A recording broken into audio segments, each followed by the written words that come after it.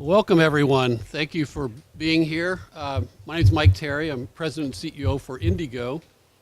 Very excited to have an announcement today relative to a program that we've been working on for quite a while. And I want to introduce Mayor Joe Hogsett first and to kind of kick off this program. Mayor? Well, thank you, Mike. Appreciate it. Good afternoon and welcome. Thank you first and foremost to IndyGo for their work to make today's partnership possible. I want to thank Don Hawkins for his presence, the embodiment representation of our veteran community, although I know we have some other veterans with us today. Welcome and thank you for coming. Thanks obviously to City County Councilor Scott Kreider, who will be introduced in a moment, and obviously my partner, President of the Indianapolis City County Council, Vop Osili, for both of your advocacy on behalf of our veterans. And I'd like to thank all of you for joining us today for this announcement, as it marks a significant moment in the city of Indianapolis's commitment to the veterans who call our community home. Indianapolis truly is a city that values the valor, the sacrifice of our armed service women and our armed service men. From the American Legion Mall to the Indiana War Memorial, to the Soldiers and Sailors Monument in the heart of our city, we've made certain that the legacy of our veterans will be admired for generations to come. But remembering and memorializing is never enough. Today, Indianapolis takes an extra step, a much needed extra step, in helping our veterans enjoy a quality life here in our city by offering them free IndyGo rides from this day forward. These veteran fare cards will allow veterans to ride IndyGo fixed route services for free, and registration simply asks our veterans to complete what I am convinced is an easy enrollment process right here in the Julia Carson Transit Center. This truly is an exciting moment for the city of Indianapolis, and it is only possible thanks to the championing efforts of several veteran service organizations and community leaders. They knew that this is what we must do to care for the men and the women who have dedicated their lives to ensure that our country maintains its freedom. Because it is only right to ensure that our veterans can freely move throughout our city so that they can build a better life for themselves and for their families. So thank you all once again on behalf of our whole community for making Indianapolis a better place to live, to work, and to play on behalf of those who have dedicated significant portions of their life to the betterment of this great country of ours. Together, we are making a statement that Indianapolis is a welcoming place for America's heroes. And thanks to our continued efforts as one city, we can be sure that Indianapolis will remain a welcoming home for our United States veterans for generations to come. And with that announcement, it is indeed my honor to introduce to you the President, a staunch advocate on behalf of veterans' interests throughout our community, the president of our City County Council, Phop Osili. Phop?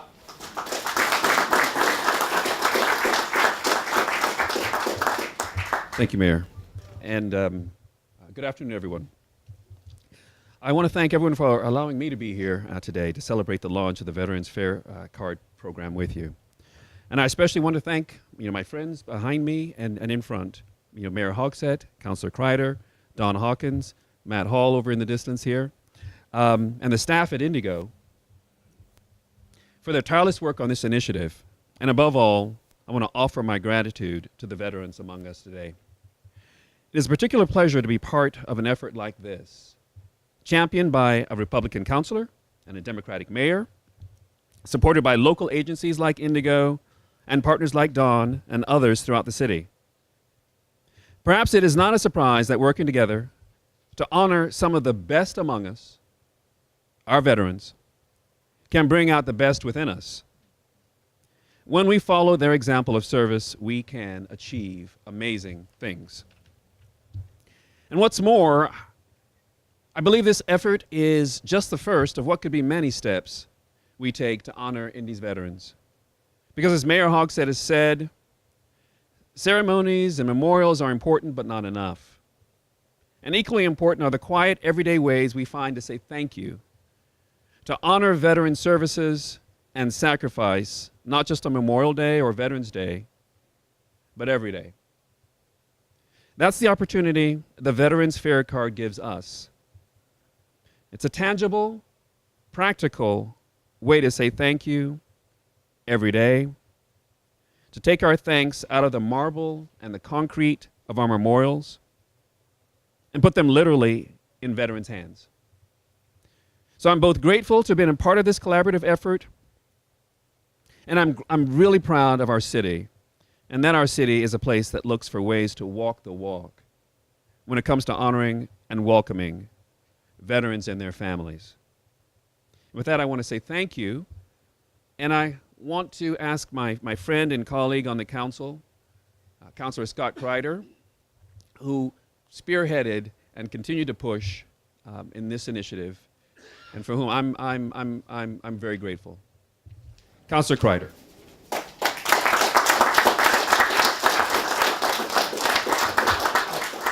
Thank you, President Osili, for those kind words. I'm in that position where I go later in the program, so some of my thunder's already been taken here. But I have to say, it is an honor to be here today as we join together to show our appreciation for all of you and our veterans. As I said at the council meeting on Monday night, this is a culmination of 2 years' effort for me personally. And it is one of, if not the first initiatives I took up as a freshman counselor when I learned that the program of paper passes started under the Mayor Ballard had stopped. So I met with our new mayor to secure his support and reinstate the program, and has been fairly typical over the years. Not only did he agree to reinstate the program, but we put aside politics to address something that we needed in our city. And I thank him for that. We knew at the time that the paper passes were inefficient and were a drain on resources, and so the ultimate goal is what we have today with the ID cards. Little did I know at the time that it was going to take 2 years of pushing this initiative and fine-tuning it, but here we are today realizing it to honor the men and women who have served our country and provide them a means to have better connectivity to jobs and the services, just to show our appreciation. I know you've heard a number of the folks that were instrumental, and I would be remiss if I did not thank and recognize them as well. Obviously the mayor and President Osili for their assistance, Don Hawkins and others in the veteran groups. I think they started about 4 years ago on this initiative. Matt Hall, a veteran services officer who was tasked with the mayor to make this a priority. Julie Fiddler, and now in the council's office, who helped keep the paper pass program going for a number of years and then helped get us to where we are today. Gordon Smith, vet court mentor, whose boss, Judge Serto, is here. Very excited to see the completion of this program because it provides a means for him to keep helping our troubled vets get back on the street and get on the right path. Obviously, Representative Carly Maester is here. It's very helpful, very supportive. Mike Terry, Brian Llewellyn, all your team at IndyGo. Without your support, this would not have been possible. And then obviously my fellow counselors who unanimously approved the resolution Monday night, and all of our staff and the thankless tasks that they performed to try to make this successful. And then, of course, our unsung hero in the corner there, Taylor Schaefer, in the mayor's office, who helped set up the program for today. And I know she worked very hard to do that. It wasn't an easy process, like I said, 2 years. I'm sure we felt like tearing our hair out at times. It looks like Councilor Osley may have torn all of his hair out. But we rose to the challenge and we stayed the course. And we did that for all of you. And for that, I'm personally grateful. I note that the new IDs are going to expire in a year when IndyGo changes its fare system. But they've committed to the success of this program. And I trust that all of us, IndyGo, the council, and the mayor, will see that no matter what challenges arises, we don't let you down. You didn't let us down. So we're here today to make sure that we're here for you. And how could we do any less from all the sacrifices that you've made for us?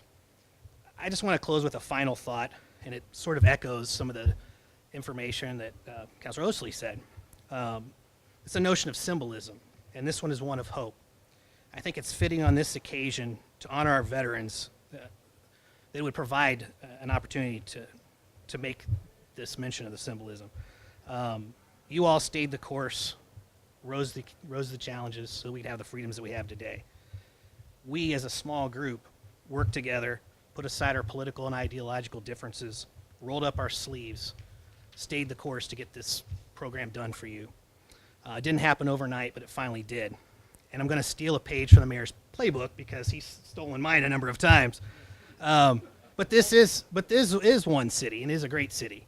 It's not perfect. We certainly have issues that we need to address: food deserts, homelessness, infrastructure, disturbing trend of violent crime.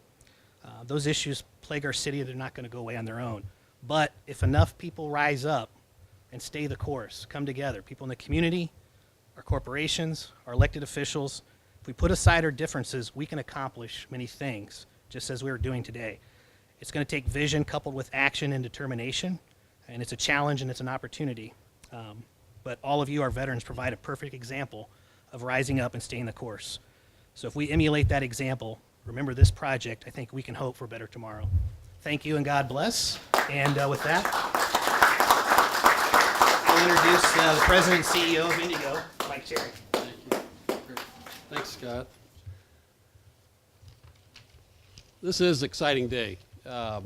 It's wonderful to see our veterans here as well to participate in this event. I would first like to thank Mayor Joe Hogsett, City Council President Bob Osley, and City Councilor Scott Kreider for their support and leadership to move this initiative forward to provide for our veterans this free ride on our fixed route bus system. It is a monumental effort here to move us this forward. It may seem easy, but the details that we're able to put together and finalize is going to, I think, have a tremendous benefit.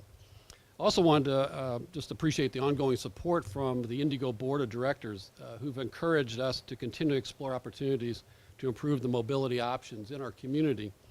Having mobility options is a lifeline for individuals to access many support services such as healthcare, housing, employment, and jobs, as well as improve the quality of life. IndyGo is thankful for this opportunity to work closely with the mayor, city council, and the many veteran service organizations who are daily engaging and encouraging and supporting the thousands of veterans who have served our country with honor, commitment, and pride. Let me give you a few details of the program. So any veteran can enroll in the program by coming to our downtown transit center, the Julia Carson Center, speaking with our customer service representatives. Many have already today started enrolling into the program. 3 easy steps: completing an application. We have those here. They're also online at indigo.net website, and also many of the service organizations and support services will have those forms available as well. Providing proof of eligibility in the photo ID. That would be the DD-214. You all know it better than I do. Certificate of release and discharge from active duty, or your Veterans Affairs ID card. So bringing those I tried to make this as simple as possible and easy to be able to apply for this. There's a $2 fee to be able to receive the ID card, and that'll be the fare pass as well. As Councilor Kreider indicated, we are converting to a modernization for our fare program. The program will continue. There'll probably be an upgrade to this, but this is for the first year to get us started. We're just excited to play a role in this, and it's so important to our veterans to have this option now to be able to get around to our community, and we're just very pleased. And I thank you all for the service that you provided. I want to introduce my friend Don Hawkins. Don and I have known each other for a number of years, a long time. And he's the founder and CEO for the Homeless and Reentry Initiatives. And Don, I wanted to thank you for your work that you provided and the constant support. And I think this is a program that is going to help valuably. But Don Hawkins.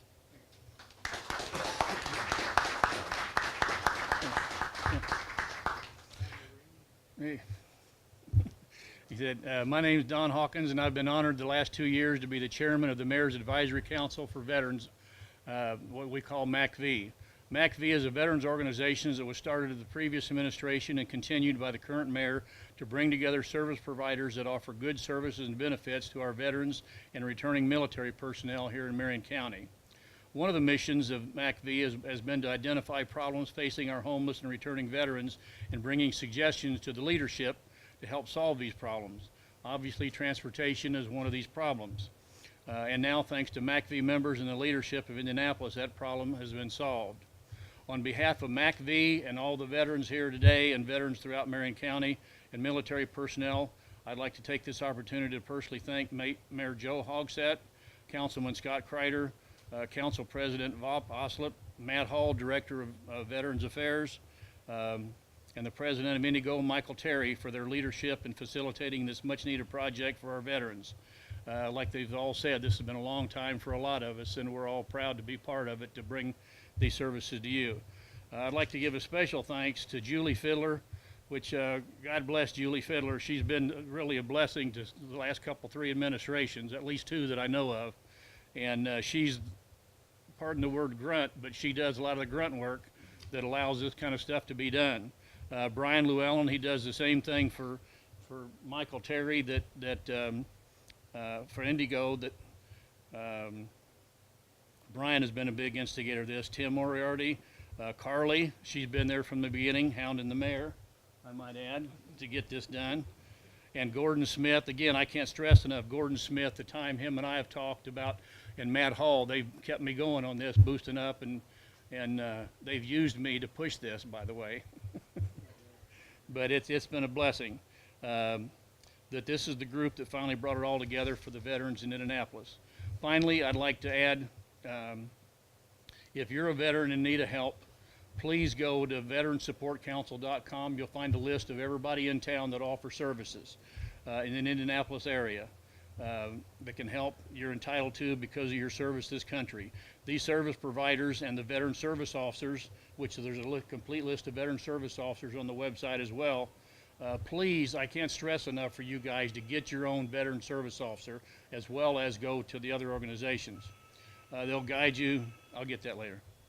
Again, that's veteransupportcouncil.com. And remember, you can always call 211 if you're in stress, you need immediate problems. You can pick up any phone anywhere and call 211, and they can help you 24 hours a day. Once again, I'd like to thank all those who have made this new service available that have helped our veterans here in Indianapolis and Marion County. Thank you.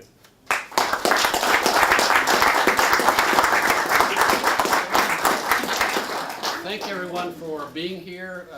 It's a monumental day, as we've said. This is fantastic opportunity. And I want to thank the mayor, President Osley, Councilors Kreider, Don, thank you, and all the work from the support teams